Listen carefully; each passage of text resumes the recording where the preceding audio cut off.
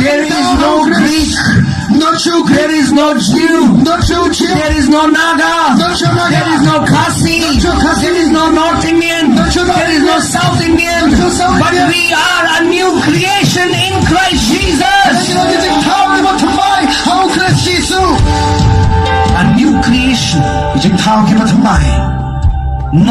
We no longer identify to our fleshly identity. No.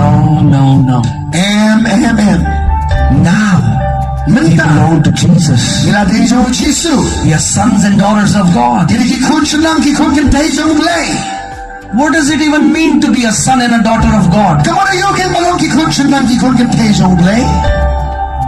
Because so many Christians are as depressed as people in the world.